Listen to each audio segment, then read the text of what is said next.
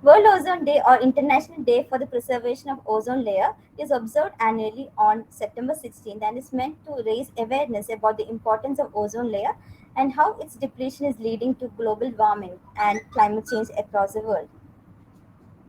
So today I wish to introduce a speaker, Dhanajay Sanjeev Kulkarni. He is a member IUCN Commission on Education and Communication since 2021, then founder and director of Sustainability Simply Put since 2019, then consultant of American Indian Foundation project coordinator of livelihoods since 2021. So today he will speak upon, can individual lifestyle change contribute to environmental conservation? Over to you, Dhananjay. Great, great. Thank you. Thank you so much for the introduction. And I'll quickly share my screen. Please let me know if you can see my screen. On the screen, you can see the topic of today's presentation. Can you please confirm? Yeah, yeah, we can see. Okay, perfect.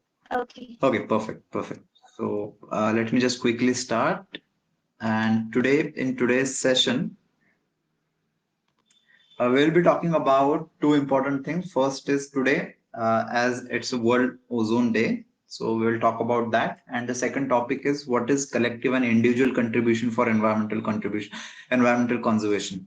Right. So these are some of the topics that we will see today. And one of the major question that can you as a single person contribute irrespective of your status, posting, position, etc.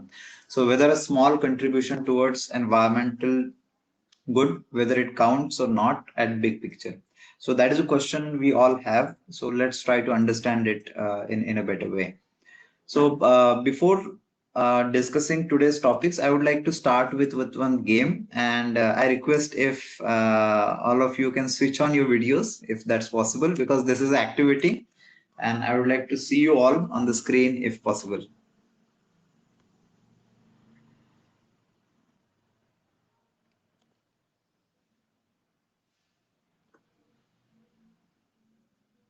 Okay.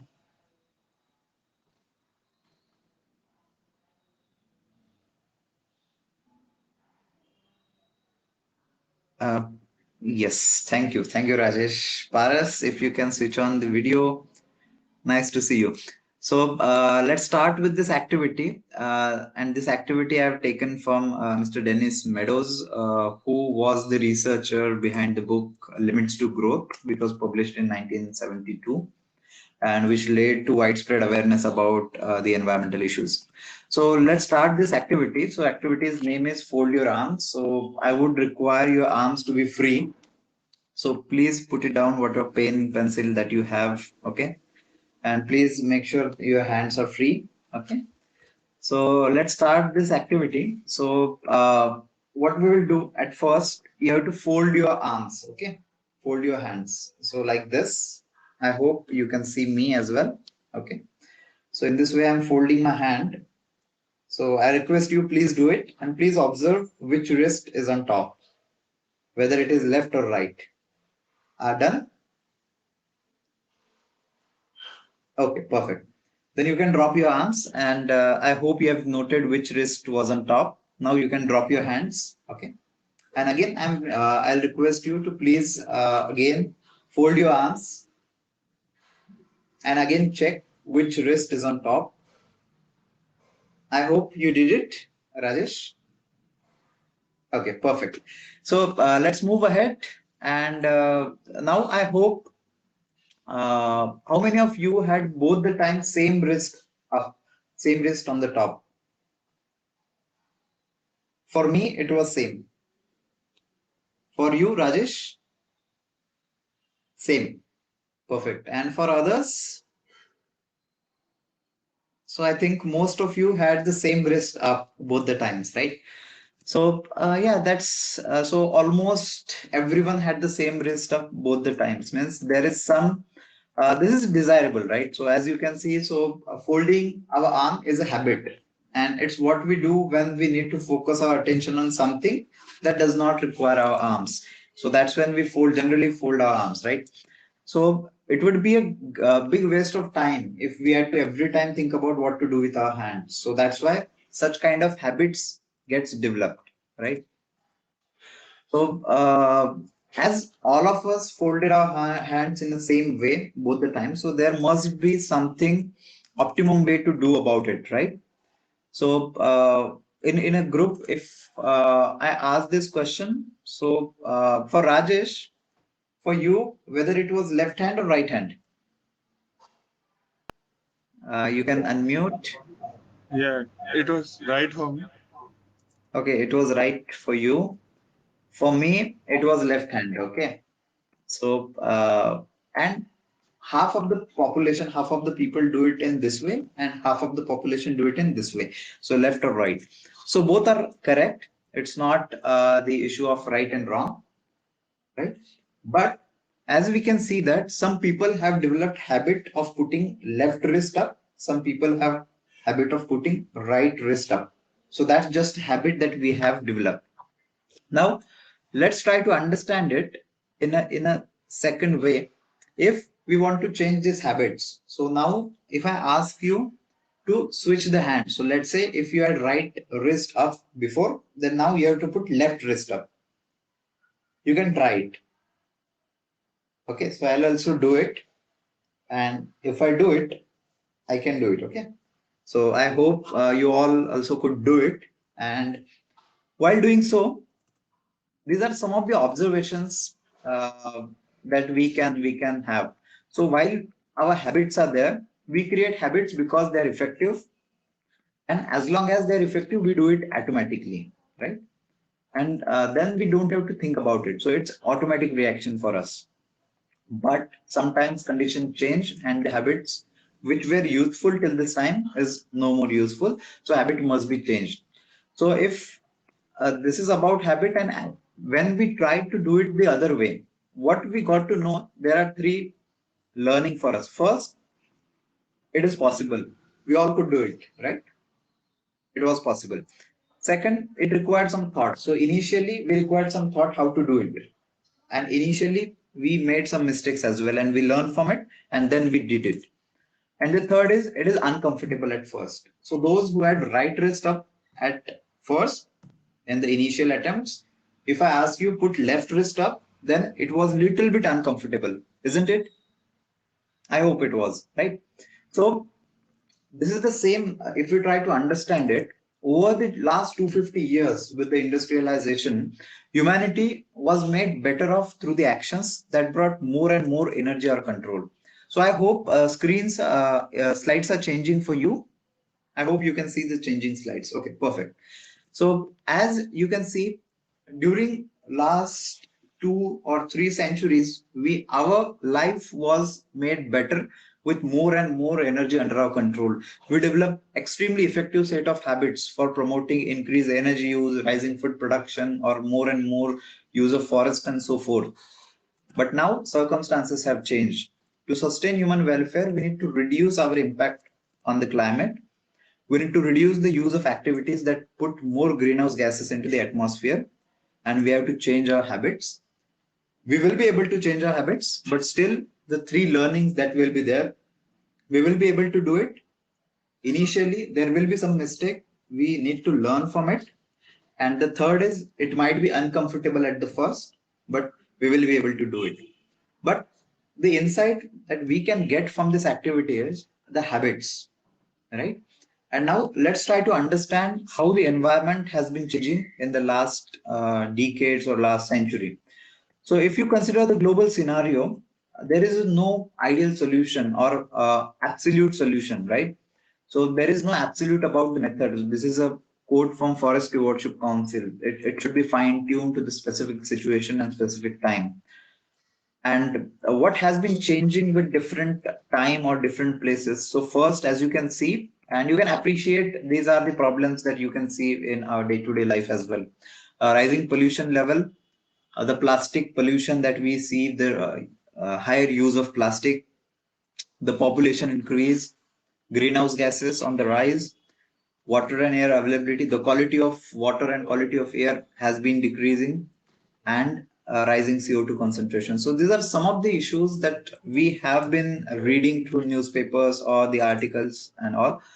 And why it is so? Because as we have seen, the habits, the traditional habits, the traditional approach that we had, the traditional approach did not consider the natural environment in any significant way, because at that time it was abundant, the population was less.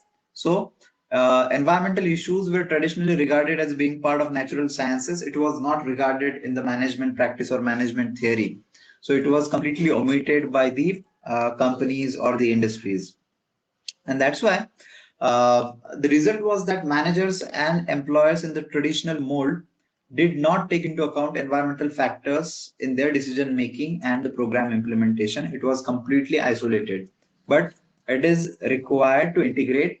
Why? Let's see the first population, how it has increased. So, as you can see on the screen, around 1800, we have total 1 billion human population on entire Earth. The next addition of 1 billion, it took 125 years. In 1925, it was almost 2 billion. And as you can see, as we are progressing, the addition of 1 billion is taking less time in terms of years. So first 1 billion took 125 years, then second one only 35 years, then 14, then 13, then 12, 12 and 11. So in just last year, November, we crossed 8 billion mark of human population. And if you want to appreciate how big is this number, so look at this number. This is a 1 billion. So there are 9 zeros on 1. These are the human beings. 8 billion are the human beings on the planet. And for each of the person, there is some environmental footprint or the carbon footprint on the planet, which is again emitting carbon dioxide or the other kind of pollution as well. Right. And let's take the scenario of India and let's have a time travel. Let's go back just 60 years, not far. If we go back to around 1960s, you can see that we had a population of 45 crores. Okay. And let's come back to the year, let's say 2020. Okay. Just 60 years in the future. Okay. So it's more than 135 crores. And now we have already crossed 140 crore population. So as you can see, just in 60 years, we have tripled the population. And what is the impact? So as population increases, the requirement of the natural resources, the waste generation also increases, and that has impact on the climate as well, right?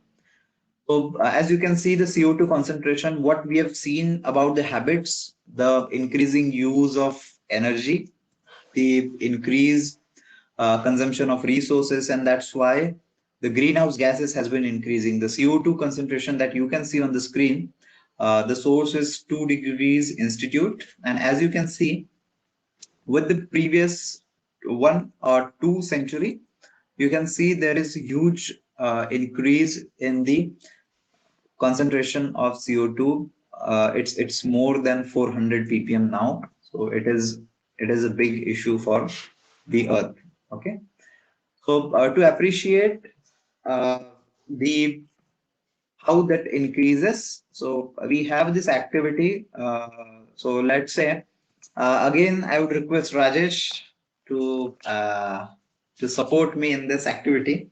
So let's say this is a paper fold activity. Okay, so let's say we have a paper having a thickness of 0.1 mm. Okay, so as you can see on the screen, so let's say this is a paper of 0.1 thickness, and let's say I'm folding it in half. Okay, so this is a paper, I'm folding it in half. Now the thickness gets doubled. Perfect. So if in that case, suppose this is hypothetical situation. I know paper cannot be folded more than 7 times, but just imagine that we folded it 42 times. So I'm asking you, what will be the thickness of this paper after 42 times folding? And you have 30 seconds to answer this question. So this is a question on the screen that you can see. So let's say in the second fold, it becomes 0.4 mm. In third fold, it becomes 0.8 centimeter, right? So in this way, it is increasing. So my question is, so how much would be the thickness of this paper after 42 folds?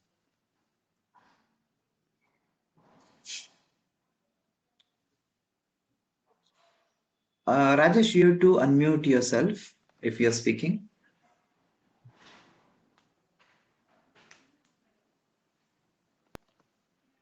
I am calculating. Okay, okay. So you have 25 seconds. And you can also tell any approximate guess also. That is also fine. Okay.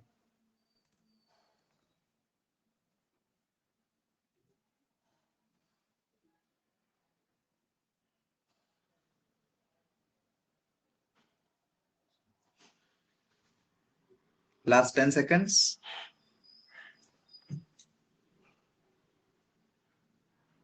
Hi, Bhuvan. What's your best guess? You can unmute if you're speaking. Sir, I am calculating. Okay, great. Last 10 seconds. 10, 9, 8, 7, 6, 5, 4, 3, 2, 1. And time up. Yes, Rajesh. Approx 1 billion or something. Okay. 1 million. Okay. Billion. Billion. Okay. 2 to the power 42. Yeah. Bhuvan, what's your guess?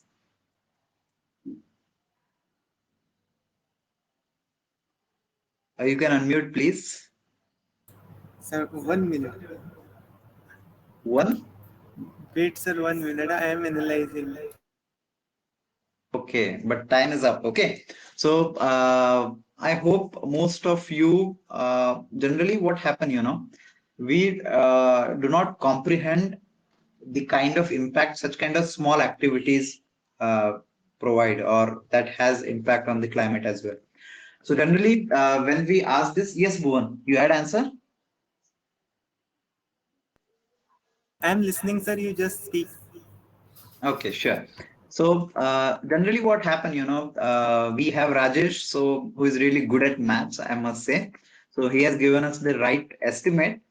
But let me tell you how big this is number. Generally, people can't comprehend that at this level this number goes. But let me share with you what is the exact number. So the length of the paper would be 4,39,804 kilometers. Generally, people give answer in meters or in centimeters. This much length would be. But yes, this is a huge number. And how big is it? So you can consider the distance between moon and earth is 3,84,400 kilometers. Compared to this, our paper has outgrown with just 42 times folding. Please understand, we started with just zero point 0.1 mm, right? It is 0.1 centimeter. It was 1 mm, right? So we just started with 1 mm and we have folded it finite number, that is only 42 times. But still, such kind of big impacts happen. The reason being, this is a power of exponential growth, or the concept we called it as doubling time. So this kind of effects you can see everywhere, and you can compare it with habits as we consume the resources, right? So the resource use has been increasing day by day, year by year, and that's how such huge kind of impact there is a possibility to have on the climate. So to now we understand that yes, we have such kind of habits, and we don't think about it much because habitual it has been working for us. So there are issues, but how to tackle to that issues? So this is something that we need to discuss now. So why there is a need for sustainable development? Okay. So we will not discuss more about theory in this session, but as you can see, there is over exploitation of natural resources. And what is the impact of that? So 1 million species on the track of extinction. The decline is more than 60% for the marine fisheries. We have almost decimated the wells, right? And regarding resources, we are not getting water, clean water for all the people. Nearly two-thirds of world population will be living in water scarce or water stressed areas by 2025. And In the last couple of 2-3 years also, we have seen many big cities, metro cities are struggling for water in the summer times, and the water table has been decreasing year by year. Food production need to double in next 40 years at a time when almost 23% of world agricultural land has been degraded. So in this backdrop, due to climate change, there is also issues like rising sea level, or it's our day-to-day experience now that we have been seeing that catastrophic, whether it is flood or cyclones, the occurrence has been increased, the temperature has been increased. So these are some of the issues in which we need to find how to have the sustainable development, and it's nothing but the needs of future generations, how we cater to that, and while fulfilling our needs of today's generation as well. So this is, in short, is what sustainable development. But here the question is, how do we do it? Whether it can be done from personal contribution, or there is some more support required. What is the optimum way to do it? So to understand it, first let's understand the importance of collective work, and in that we will understand the ozone layer issues first. As today is World Ozone Day, so it is pertinent to discuss this issue as well. Right. So ozone, what is the ozone layer? So it's a fragile shield of gas that protects Earth from harmful protection or harmful portion of rays. So there are harmful ultraviolet radiation from the sun. So which this ozone layer, it shields Earth from this kind of radiations, and that's why it preserves life on the planet. So it's very important for us. So as you can see on the screen, how the rays are reflected and how ozone layer is supporting us, right? So there are many chemicals, man-made chemicals, which has impact on the ozone layer. So which eats ozone layer in short, right? So these are the chemicals, we can call it as halocarbons, or there are some specific names, as you can see, methyl bromide or methyl chloroform, carbon tetrachloride, CFCs, popularly called as CFCs, chlorofluorocarbons or hydrochlorofluorocarbons. So these are some of the chemicals that we have been using for many of the our day-to-day activities previously in last century. If I tell you exact decade, so it was 1970s, 1980s. We used it in a huge proportion. But what happened in 1980s? We got to know that there is a scientific confirmation. We got scientific confirmation that these kind of gases are depleting ozone layer. So ozone layer is not safe, and that means the harmful rays, ultraviolet radiation from the sun, it can come to us, and it has many health impacts as well, like they increase the chances of cancer, skin cancer and all. So in 1980s we got to know that, okay, so yes, this is the cause for the ozone layer depletion. And then what happened in 1985 March 22, in Vienna Convention for the Protection of Ozone Layer, all the countries agreed, they adopted and signed this Vienna Convention, through which it was a common understanding that yes, this is a problem, this is a root cause, that is chlorofluorocarbons and hydrochlorofluorocarbons. So it was used as a refrigerant. This is a problem behind this ozone layer depletion. And then what happened is in September 1987, all the countries signed Montreal Protocol on the substances that deplete the ozone layer. So this was the name of the Montreal Protocol, Montreal Protocol on substances that deplete the ozone layer. So as this is an important day for ozone layer, so I'll quickly share with you what was in this Montreal Protocol. The aim of the protocol was to protect the ozone layer by taking measures to control total global production and consumption of substances that deplete it. So there is a danger for ozone layer. There are some causes, some substances which are causing that harm. So we need to eliminate these substances from entire globe. Understand, it's such a huge activity. Throughout the countries, throughout the world, there are many countries, many organizations, and we have to ban these kind of hundreds of compounds, hundreds of chemicals. It's a huge activity. But Montreal Protocol gave a ray of hope for all of us that yes, though the challenge is big, it's a global level challenge, but if all can come together and all agree on the problem, agree on the solution, and they contribute their efforts, then definitely we can achieve the success. And this is a as you can see on the screen, so this is Montreal Protocol. I have taken this screenshot from the original protocol itself. And as you can see, so the parties to this protocol being parties to the Vienna Convention for the protection of ozone layer, mindful of their obligation under the convention to take appropriate measures to protect human health and the environment against adverse effects resulting or likely to result from human activities which modify and are likely to modify the ozone layer. So this Montreal Protocol had in the annexure, you can see the controlled substances were categorized in group 1 and group 2. The CFCs all were CFC 11, CFC 12. This was a popular rating. And we had ozone depletion potential ODP for each of us, CFC 11 being the base, that is 1. And compared to that, what is the potential of these chemicals impacting the ozone layer? So that was given. And accordingly, the timeline was decided that group 2 being higher potential to deplete ozone, so this has to be eliminated at earliest, and then the phase out of all these substances was planned. So I'll just quickly share with you this Montreal Protocol. I'll just show you how it looks, and then we can move ahead. Okay.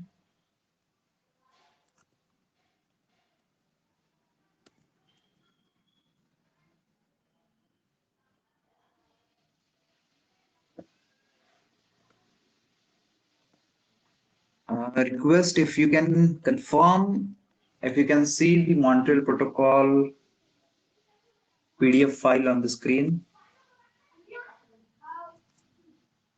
I hope it's visible. If you can just quickly confirm. Yes. Okay, Yes, Dhanajay. perfect. Okay, great. Thank you. So this is a Montreal Protocol, as you can see on the screen. And what I wanted to show you is, as you can see, so this is the Montreal Protocol in which all the countries, how this discussion evolved and how different countries contributed to it.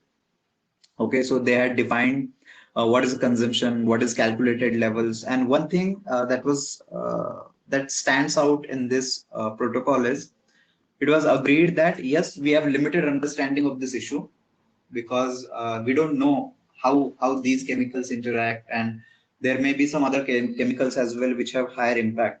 So they committed to continue their research into this work, try to identify which are the causes, and then work on it. So this was good point that stands out in this protocol. So what I wanted to show you is, as you can see,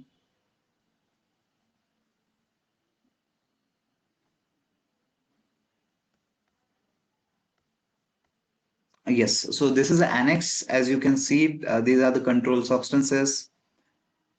Yeah, and this is a point where I wanted to show you. These ozone depleting potentials are estimates based on existing knowledge and will be reviewed and revised periodically. So this continuous monitoring and the continuous upgrade process ensured that this protocol succeeded. And as you can see, there are signatory countries. All the signatory countries are mentioned in this protocol as well. Okay, so let's go back to our discussion where we will see, just a minute.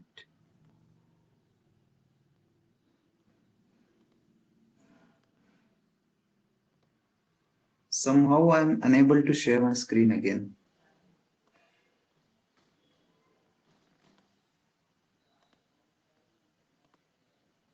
Yeah, now it's okay. Yeah, I hope my presentation is visible. Yeah, so how we came to the conclusion that okay, so 16 September is the World Ozone Day. So in 1994, United Nations General Assembly, just a minute. Yeah. So in 1994, United Nations General Assembly proclaimed 16th September as the International Day for the Preservation of the Ozone Layer, commemorating the date of signing in 1987 of the Montreal Protocol on substances that deplete the ozone layer. So what we have seen just recently, it was Montreal Protocol, and it in 1994 we came to some realization that it is going to succeed. We have got little success, and to commemorate that, the date of signing, which was 16 September 1984, from 1994, 16 September is celebrated as the International Day for Protection of the Ozone Layer, or also called as World Ozone Day.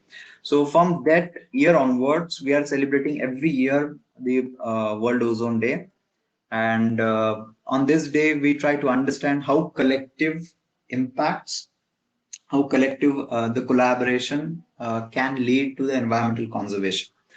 Right. So this leads us to one in one faith that, okay, so if international organizations, if countries, multiple countries come together, and if we understand problem where exactly is the root cause, we can provide solution for it. And with this understanding, the three pillars, the interdependence of the three pillars of sustainability, which are environmental, social, and economic.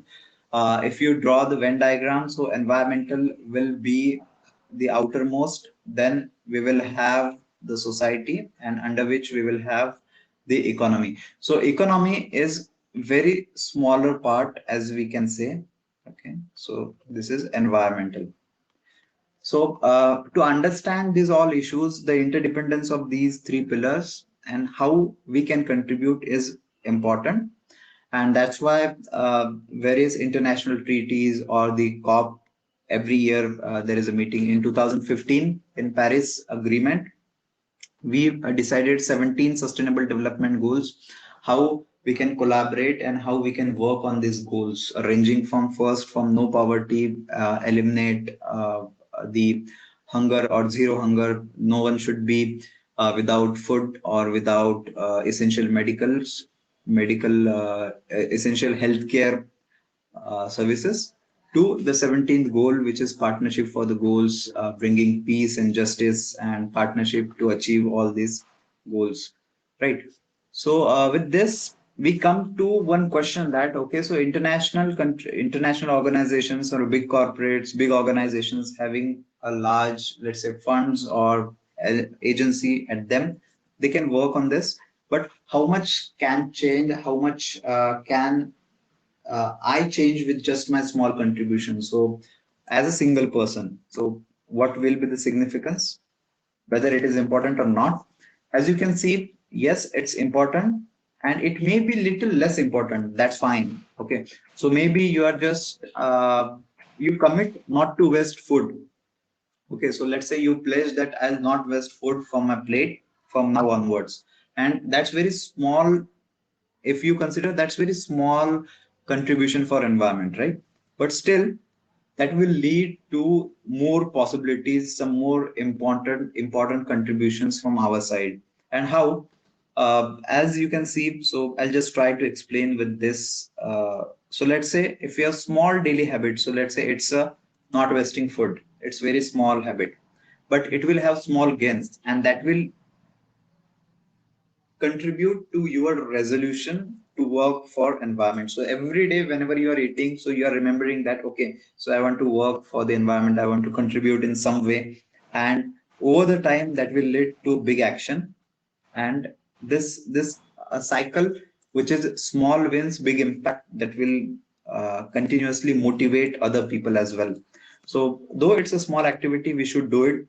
And if the question is what you can do, right? So as a personal, at a personal level, what we can do is long-term use of the things, the durability or the minimalism, understanding the difference between what are our needs, right? What do we need and what are our wants? So that's understanding is very important.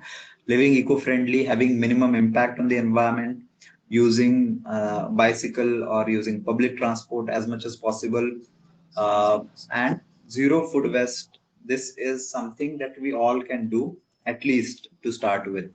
right? So I'll just try to discuss how personal contribution can change the entire system and how to do it. So first thing to start with is the awareness. We need to get aware about the things, places, and the issues, and what is your habit. So maybe it happened that we don't think about this kind of thing because it's habit, and as we have seen in the start, a habit that has been serving us. So we think that okay, this is good habit, or we do it in compulsive mode.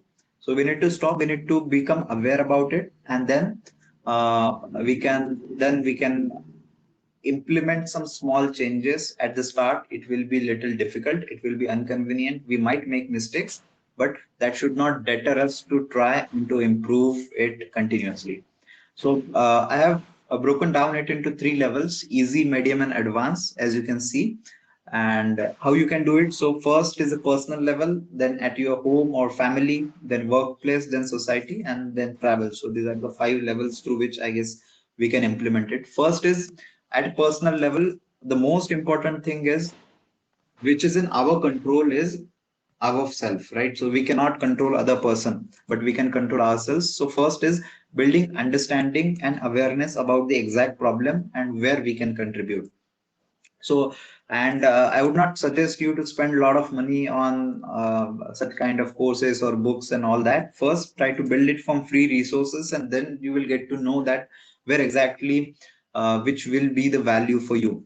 So maybe you can read, listen, watch programs related to environmental awareness. A lot of content is always already available through courses or YouTube or the website of United Nations, UNEP. Then you can connect with the fellow people through Facebook or Instagram, LinkedIn, whatever way you want.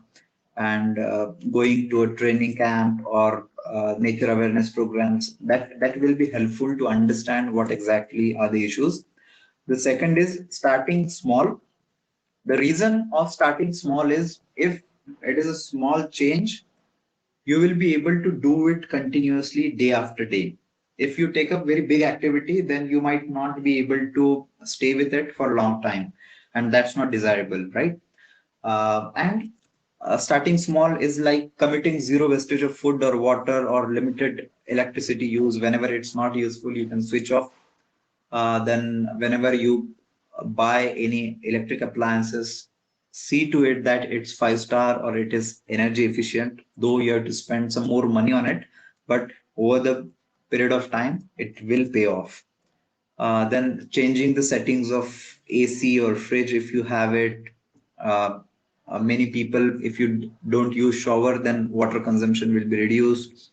uh, Cutlery, you can have your own cutlery with you whenever you travel, using cloth or handkerchief instead of tissue paper. So these are very small activity. If you take any activity as isolated, you will feel that it's not making that much impact. But let me tell you, when you do it in every day, it will build in your conscience that there is a need to protect environment, or there is need to do something about it. Okay. So that will lead someday some ways for you to contribute in a bigger way. That's always possible. Then third is small steps at work. These are very generic suggestions, and I must tell you the caution. It might not be applicable to every place, but the thought process through which we have to go, that's important. Okay. So at workplace, maybe you can use the paper from the both sides, and even I guess the high courts have also allowed the use of paper, the both the sides. So that's the way. If you are a school student or college student, so you should use the paper both the sides. Though teacher, maybe you can tell the teacher that okay, so these are the issues and that's why I'm using the paper from both the sides. So that's always possible. So initiate from your end wherever possible, right? Then mindful use of electricity. Generally what happens, in workplaces or in schools or colleges, the lights are always open, always on, because it's collective responsibility. No one feels that it's my responsibility, why I should do it. But whenever you see it, just switch off. That's always possible and easy to do, right? And you can celebrate cycle day if you are going to office. every day with, let's say, bus or your own vehicle. Instead of that, try to do it as a cycle day. It's fun to do as a group. And yeah, so appreciating some good behaviors, using reusable bottles and all these kind of activities will definitely give impetus to environmental conservation. Then at society interaction, the first and foremost, which will have the highest impact, is buying local, which is nearer to your house, right? It will also give the people livelihoods. And as we talk about sustainability, it's all about the interaction of the three pillars, that is environmental, social, and economic. So it's also important that if you can contribute some way to the people's livelihood, that's better. And also it will, the money will be saved in terms of your travel, the carbon emissions, and also you're boosting the local business. So that's good. Then if we talk about the travel, so avoiding the use of bike or car whenever possible, walking is the best way. And over the last, I would say, years, so the walking of the people has reduced significantly. So that should not happen. At least in a day, we should walk at least 5,000 steps to 10,000 steps. So because of the bikes, that's not possible. But whenever possible, we should give the preference to walk, then bicycle. If not available, not possible, then go to public transport. Then if you have to go to the car, then carpool should be the option. Two wheeler, then car, and then airplane. And before that, somewhere the train should come, right?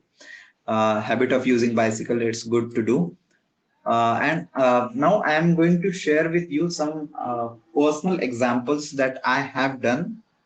It's very small contribution. I will not say it's big contribution, but somehow it has helped me whenever I see these kind of changes in my home. So that motivates me. So first is this chair was bought in 1989 in my house.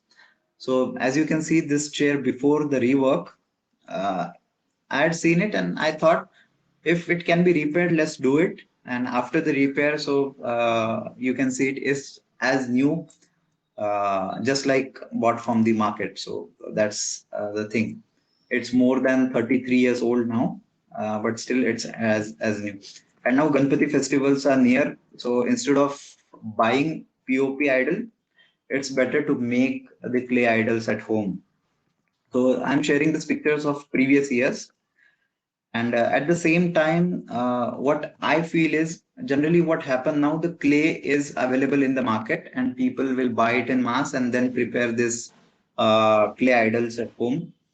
Instead of that, I would suggest if you have the clay at your home, maybe it's from your own terrace, you should prepare it from there only, and you can do visarjan in your home itself. So that's good for environment. So this is something that I did in 2 years back.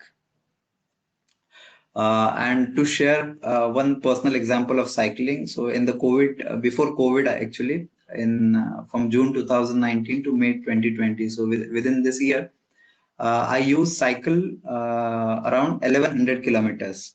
So this is one good resource. Cycle more often to cool down the planet. So it's quantifying CO2 savings of cycle. So this is one report. And on the basis of that, I calculated so how much grams of CO2 equivalent I have saved. So it's interesting that 204 kgs of CO2 equivalent was saved compared to the motorcycle when I used the bicycle. So what this activity the significance of this activity can be. So if we can motivate the students, let's say school students, that this is your activity and you have saved this much.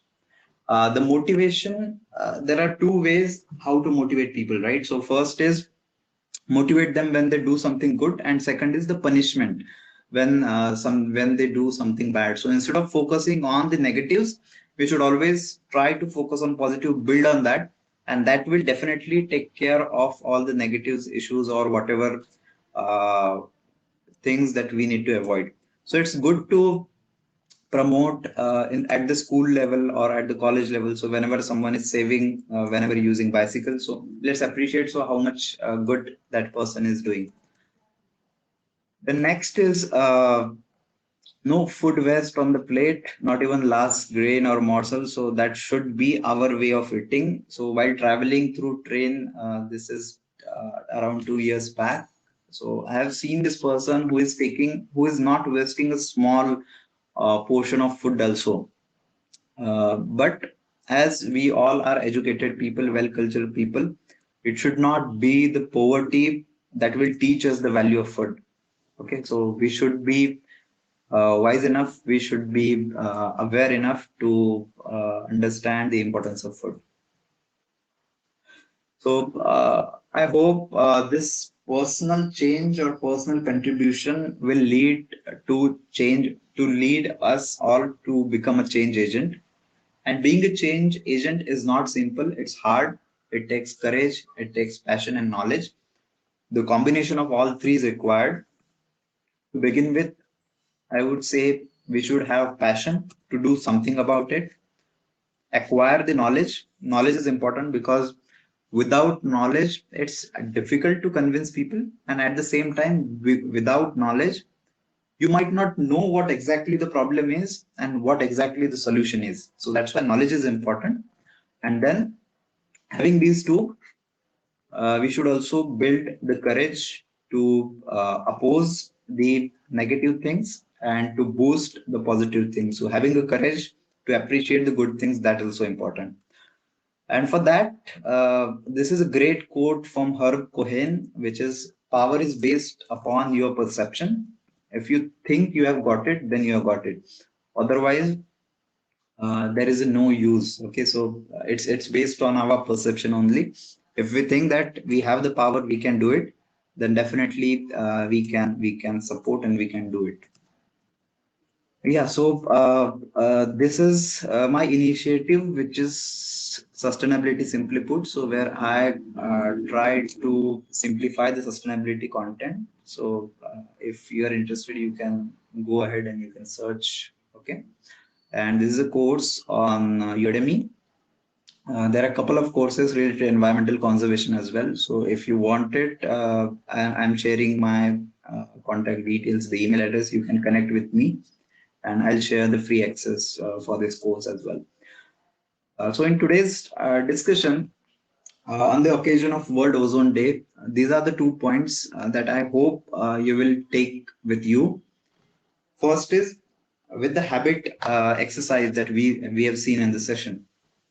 Understanding the problem and the challenge in its true form is the first step for the correction, because the success of Montreal Protocol lies in understanding the exact root cause of the problem and collective action taken on it, right? And the second, what is important is each one of us has the power to decide and be a part of the solution. So whether we can be a part of the problem or the solution, so it's our decision whether we want to be on problem side or solution side. And being a solution side, it's good for the future generations and for our own happiness and peace of mind as well. So with it, thank you so much for your patient listening, and I would be happy to connect with you. If you have any questions, please do reach out to me. And the session is open for questions. If you have anything to discuss, please. Thank you so much. Thank you, Dhanajay. So we have here a question like, sir, does India follow or support the Montreal Protocol? If so, how far has it implemented? Sorry, I couldn't get your question. Okay, so Rajesh has asked you a question.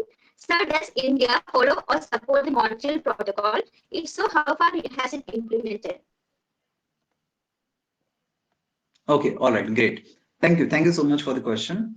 Yes, India is a participant. India has ratified it. India is a part of the Montreal Protocol. Okay.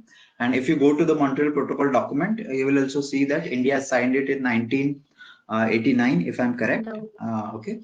So yes, India is a part of it. India is a part of solution. And if I will not be able to exactly tell you how much we have contributed, but if your question is regarding how successful the Montreal Protocol is, So I would like to share my screen, and as you can see, so ozone layer recovery is on track due to success of Montreal Protocol, and this is this year's report. So 9 January 2023, and it's on track, and it has been ratified by UN-backed panel of experts, and this is a good actually indication that yes, Montreal Protocol is succeeding, and yeah, so it's a success. Thank you, sir. Yeah, thanks. Is there any more questions on the audience part? If so, you can directly ask Dhananjay. Yeah, sorry. Can you please repeat the question?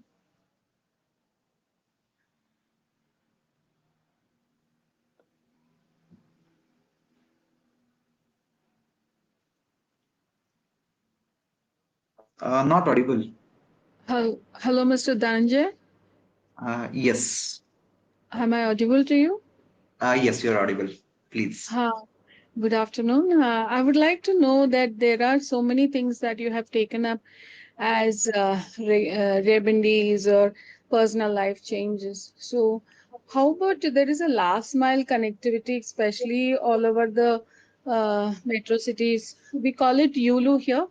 They are electric bikes. So, Mhm. what do you think about it? Is it a solution, or do you think it is not a solution? Okay, perfect. That's a good question. Actually, generally, what happened, with the debate of electric bikes, okay, many people question that the electricity that is being generated, that is from coal, or that is from conventional energy sources. So, how it is sustainable? And the second question that people raise is the use of battery, right? So that's not sustainable, or the rare earth material that is being used, the disposable, all that issues. But I would like to point out that sustainability is not something as absolute term. We have to understand it in entirety. Whenever we ratify something as a sustainable, then we have to understand it in a entire life cycle approach. To give you example, if I ask you whether a cloth bag is a sustainable option or whether a plastic bag is a sustainable option, so I hope most of us will answer the cloth bag is a sustainable option. But if we do the life cycle study, life cycle assessment, then cloth bag will be sustainable over a plastic bag only when it is used more than 100 times or 200 times based on its weight, right? So the option that sustainability, whether this option is sustainable or not, that depends on its use and the durability and the kind of situations that is in. It also depends. So to come back to the point where the electric bikes, whether it is solution or not, so what I feel is yes, it's a solution. The reason being, we can tackle one problem at a time, right? We cannot tackle all the problem at the same time, which will again create more problems. So for now, let's say there is issue with electricity, right? Electricity generation at the plant.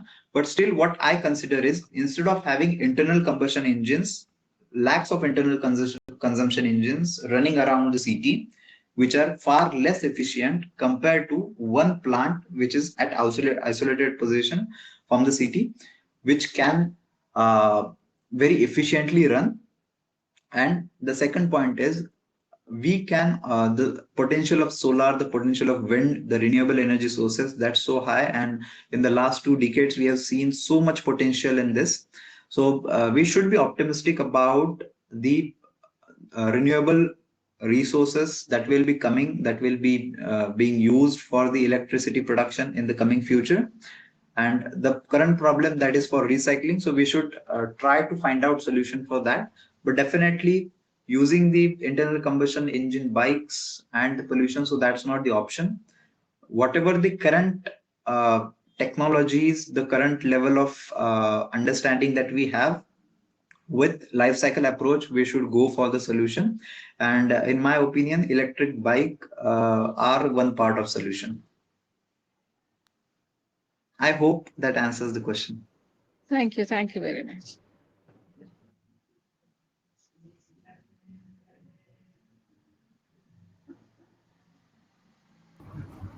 Are there any more questions?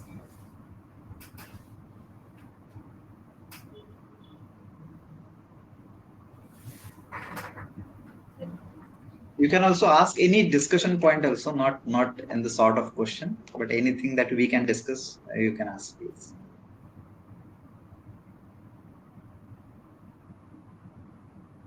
Mr. Kulkarni, I do have one more debate like that. Yeah, please.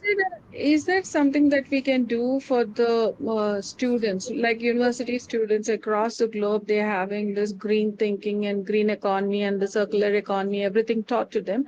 And is there any way in which we can actually move towards giving them a hands-on training or hands-on awareness as to how to take it forward in a strong way? It is like a university green metrics. Every university has it abroad.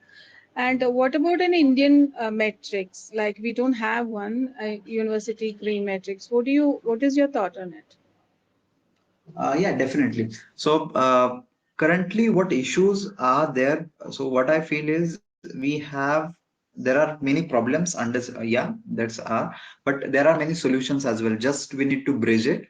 So there are many attempts that has been done to provide such kind of training or workshop for the youth, and there are many options as well. But the point is how we implement it and how we practically make sure that student understand it, the university understand it. So that is the only issue. To give you some examples, there is one organization, that is MGIAP under UNESCO. That's Tier 1 institution in South Asia, which works on awareness of peace and sustainable development. So they have designed couple of courses based on socio-emotional learning, SEL learning, and education for sustainable development. So and all the resources are available online, so students or universities can access it. But as if your question is regarding if there is any matrix like in school, the green schools concept are there. So whether it is available for the colleges, so that I don't think that is there a uniform approved from all. I don't think that is there.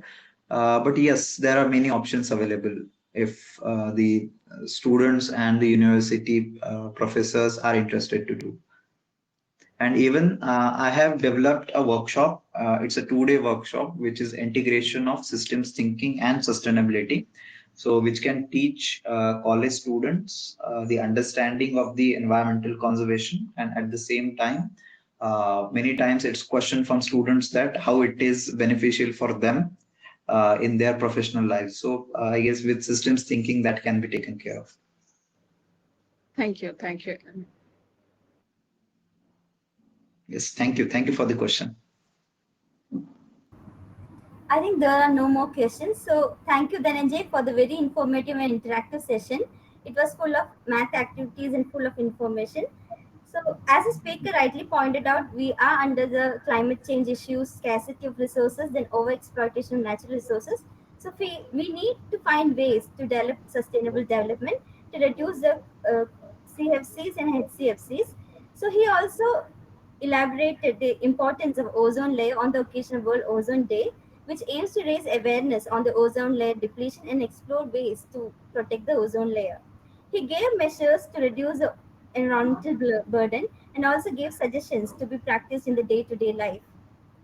So he has a very rightly good caption like changing small daily habit can lead to big action for environmental protection. Thank you, Zenenjay, for the very informative session. Thanks a lot. Yeah, thank you. Thank you so much for the invite. Happy to be here. Thank you. Have a great day. Thank you to all the audience participants also.